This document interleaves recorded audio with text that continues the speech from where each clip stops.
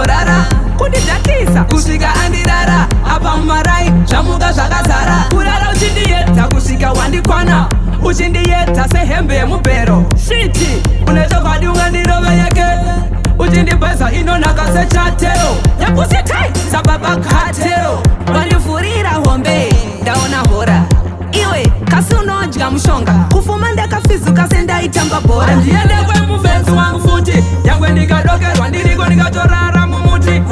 handikurare futi nyangwe ndikadokerwa ndiriko ndikatobuda nepahwindo kumba kwemuvezi wangu futi nyangwe ndikadokerwa ndiriko ndikatobuda nepahwindo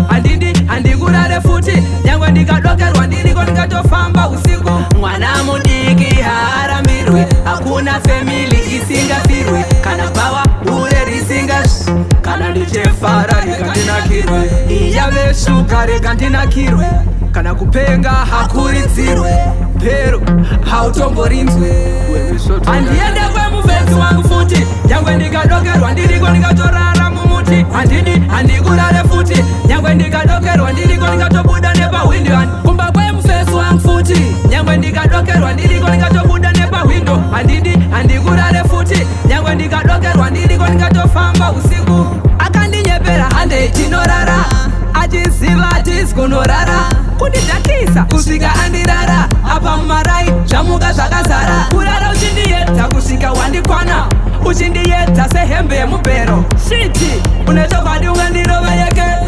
uchindibveza inonaka sechatero yakusitai sababa katero wandivhurira hombe ndaona hora iwe kasi unodya mushonga kufuma ndakafizuka sendaitamba bhora handiende kwemuvezi wangu futi nyangwe ndikadokerwa ndiriko ndikatorara mumuti